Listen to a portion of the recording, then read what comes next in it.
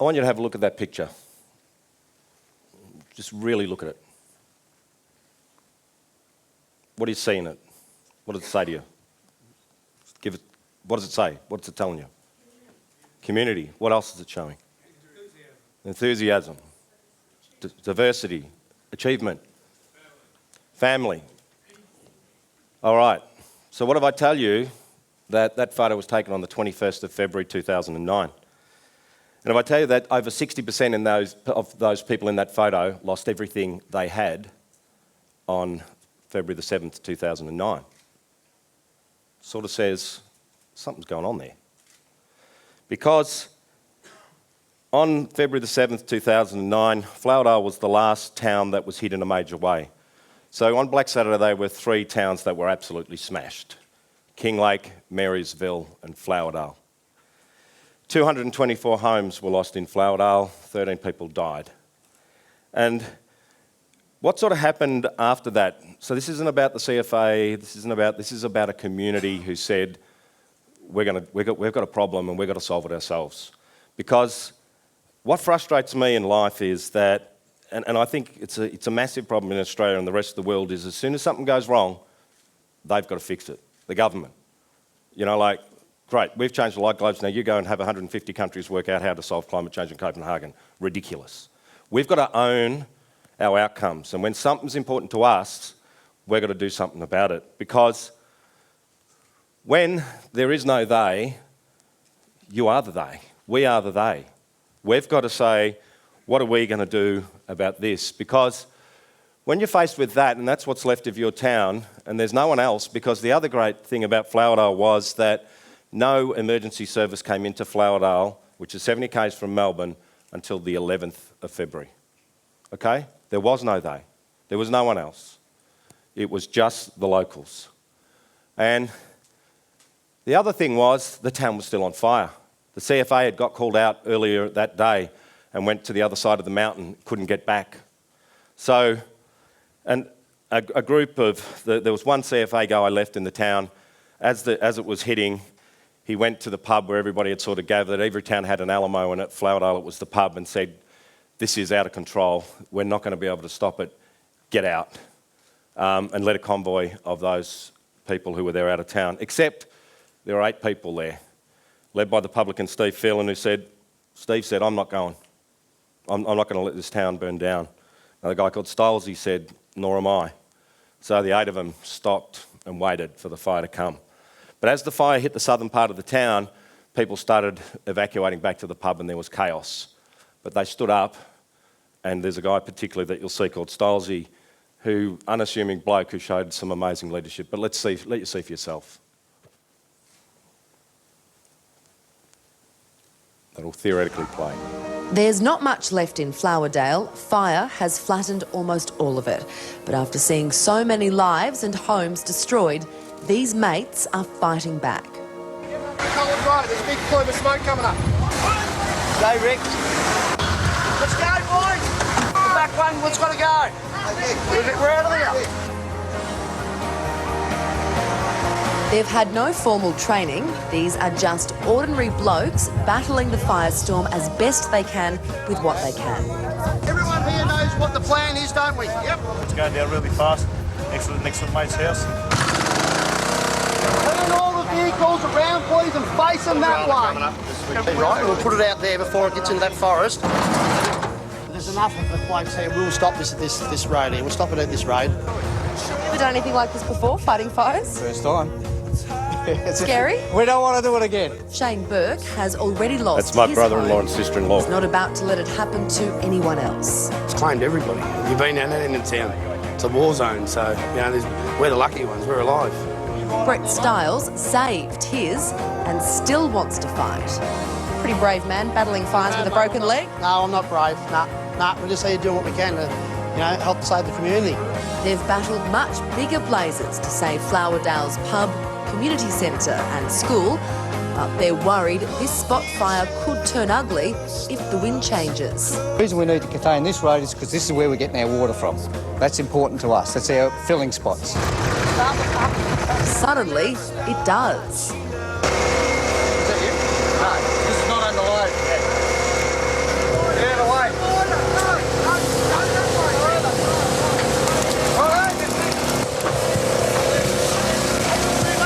these blokes don't doubt what they're doing is downright dangerous, but Flowerdale is their home and they're desperate to protect what's left of it. Go further down this way, boys. That's enough out. Let them burn back this way. Otherwise, we'll get You going. guys are crazy.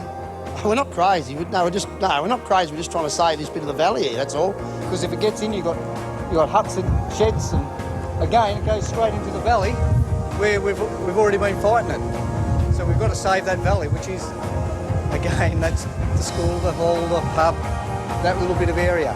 It's a pretty hairy situation. You really have to depend on your mates doing something like this, don't you? You do, and they've been good blokes. They've done an excellent job. I got involved when my sister-in-law drove out of that town with 10 pages of handwritten notes from those people in the pub. The army came in on Wednesday and roadblocked the town. And those guys who'd fought to save the school, the pub, the hall, had run out of water. The town's still on fire. They leave, go outside the roadblock, go to come back in, and the army won't let them back in. They couldn't, the army was told, don't let anybody in and get them off the hill. But those guys weren't going to leave. The thing is, they'd fought to save the school, the town, the hall. When I said to Stylesy, the guy with the broken leg, what were you thinking?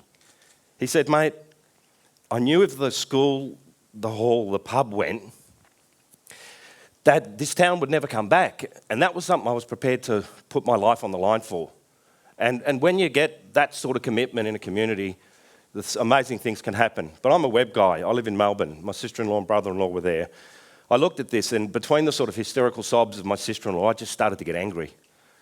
But, you know, anger doesn't do a lot to help anybody. It was like, what can I do? I've got to get this message out. So, and, you know, a key lesson from Flowerdale, if you don't know what to do, that's okay. But do something. Start somewhere. So I set up a blog, and I wrote this thing, and even here, I mean, you won't be able to read this. I don't know what to do, but if you read this and can do something to get the story out, maybe we can get something to happen.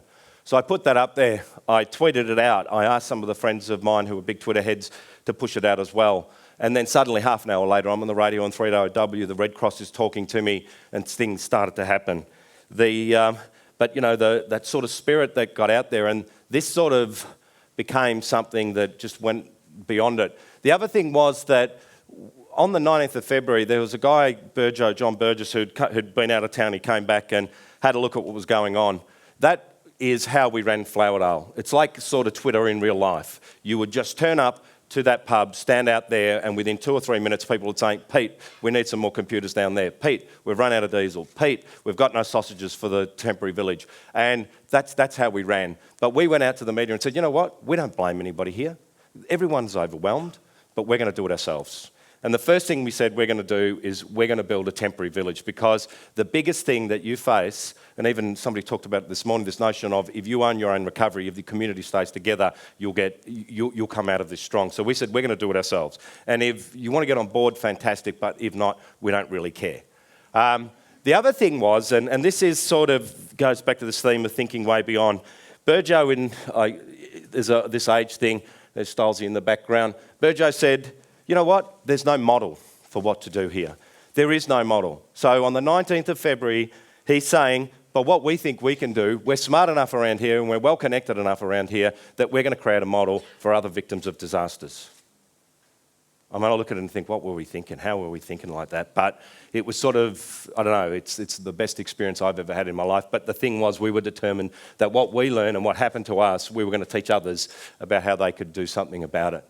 The other thing is to think about networks, all right? So this community is a rural community. It's not a wealthy community at all. It just happened that my sister-in-law happened to know some dude who's a good web guy. Burjo used to work in logistics. Andrew Forrest just flew in on his helicopter and said, guys, what do you need?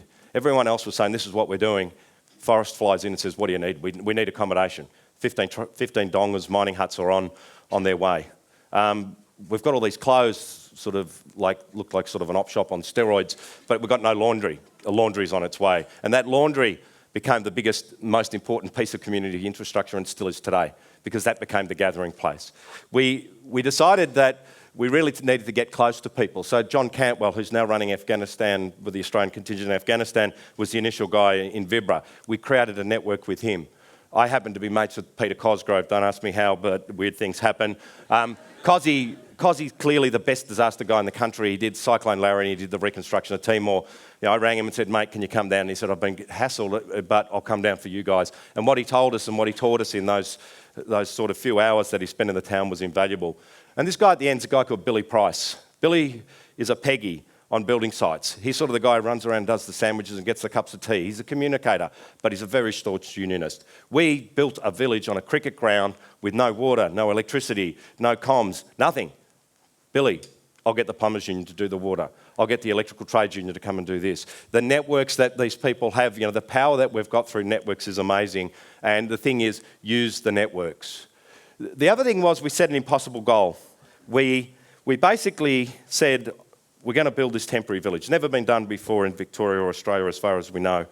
And we sat down and said, okay, who have we got here? We had Ken Myville, who was in the town, who'd been burnt out as well. He was the president of the Australian Consulting Engineers Association and worked for a mob called URS Group. He had architects and town planners. We had Rob Dumsday, who was an economist who could do the sort of numbers. We just had sort of people from Leighton Constructions, Boulder Stones. We had something like 26 organisations. I said to them, how are we going to coordinate this fast? He said, well, why don't we set up a wiki? Who knows what a wiki is? And in Flowerdale, nobody knew what a wiki is. I know you do.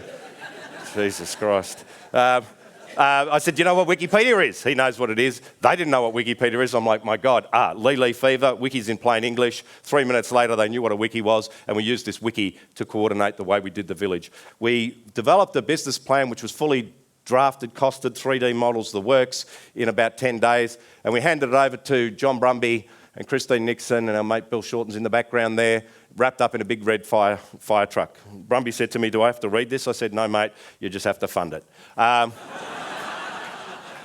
This bloke here, Ian Johnson, he hitchhiked. He was living rough in Brisbane on the day of Black Saturday. He hitched down because he had no money. He had nothing he could offer other than his arms and legs and his willingness to work 18 hours a day for 3 months straight. Ian, I said to Ian, mate, do you know how to use Flickr and a digital camera? No, good. Here's how you do it. He took photos every day. I'd ring him up every night, and that's how I wrote my blog from Melbourne. Through, just these people can learn. You can empower people, and we can get amazing things happening. We got contacted through. The other thing is we were accessible. We were really accessible. We were the only town that had set up a blog. We were the only town that's saying, come in, because we knew if people come in, they might see something that they could do. And we were contacted by Dali Stud, Sheikh Mohammed's mob. And they rang us and said, look, we've got $1.5 million to give to communities directly. We don't want to go through government. Are we talking to the right people? It was a very fast yes. And they said, well, what do you want? What are you going to do? And this sort of notion of, Jesus, we've been in such reactive relief mode here. We set up a model sort of thinking about community participation and working groups and leaders of work engines around the things we had to do and a community committee and facilitators. I'm one of the facilitators. But we looked at that and said, something's wrong. That's better. Because the thing is, gravity, it's the gravity of the community. I don't even live there. I've got a stake in it, I suppose, but my job's to enable what the community wants. The community, so we ran forums. We got the community together and said, what do you guys need? What do we want this town to be like? On March the 17th at a public meeting, they said, you know what? We can rebuild sustainably. If we're going to do this, why don't we do it right? Why don't we do it so in 200 years' time, the people of this town say, those people made the right decision. So we made it so it was highly participative. There was a community committee to coordinate the enablers, Pete, get me this, Pete, get me that, get Cozzy here, whatever, but it was that sort of notion of the upside-down triangle. We called in the CSIRO, that's Matty Inman in the middle there. We called in their best water people, their best bushfire safety people, their best integrated planning people, and they ran workshops with the community. This is in April, all around how do we rebuild this town sustainably. We got close to the leaders. I got a lot of hero shots there. But, here's me telling Brumby how to run the state. There's Burjo with Christine Nixon and Kevin Rudd when they launched the Rebuilding Together thing. And I suppose at that point there was time for a bit of a change because our main symbol up until that time was this Eureka flag, the flag of civil rebellion in Australia that when the miners took on the troopers over the mining laws. But we actually then moved to this sort of notion. This sort of notion of rebuilding back from the flames with a little green emblem there that was which represented this town. And this emblem now is tattooed on over 100 people in Flowerdale. It's become a symbol of recovery, and it's something that we rally about. So first it was the symbol of we need to do it ourselves. We need to fly under the flag of Eureka. Now we fly under the flag of our tree. Bill Shorten needs a special mention. Bill turned up to the main events, to shake the hands, to cut the ribbons, but he also turned up. He'd come to Burjo's shed, talk to us. What do you guys need? How can I help? What else is happening? What's not working? We love Bill. And Bill, as you see, that's why Bill's standing there with a special presentation we gave to him with our tree logo and stuff for the work he'd done. And Prince William. Again, the other thing was, what started to happen was when they needed a safe town to go to, because the other rule we had is if you want help from people, don't punch them on the nose and then say, come and help. So we didn't whinge. That was one rule we had, don't whinge. We needed inspiration. Who's done this before? I got told about a town called Greensburg in Kansas. They got smashed in the by a tornado in 2007. I saw their blog, One Lesson from Flowerdale. See what they've done before, pick up the phone and ring. I rang Bob Dixon, the mayor. He ended up in Flowerdale 2 months later, and we learnt so much from Greensburg. Leverage the crowd. Where did I get this thing? I ran a competition on Flickr and crowdsourced it. It's not too bad, eh? Punch above your weight. On the 7th of February in Flowerdale, nobody knew what a wiki, blog, Flickr, YouTube was. In October that same year, we became the first non-North American winner of a Forrester Groundswell Award. 3 years of awards, and we won it for best use of social media for social impact. You know, it's that sort of notion of what we can do when we push, you know. The other thing was that we'd been there the whole time. People were coming in and out. We'd been there since day one, so we led the collaboration. We did our own recovery plan. We taught the government how to use wikis to coordinate. We ran status reports weekly and got the rest of the communities to run status reports so we could drive this recovery. And at the moment, we've put through a transition plan because our job will be done by the end of this year, and the community will sustain it through the training that we've done to train community groups how to run it. You know, when we had, I've only got 44 seconds left, when we had, I suggested, Bob Dixon said to me the most important thing to do is to have an integrated planning office. We suggested that to the government. They said, oh, we'll put one in Kinglake and Marysville. I said, when are you opening? They said, sometime later in the year. I said, we open in July. We did that, and we also built a completely integrated step-by-step rebuilding guide for bushfires that is being used not only in Victoria but across the country. And I suppose, you know, on a final note, after Christchurch, this appeared in a sort of magazine in New Zealand. Clearly, Christchurch has a lot to gain by building back green. Flowerdale in Australia did it, so did Greensburg. Pay it forward, own your outcomes, and you can achieve the most amazing things. Thank you.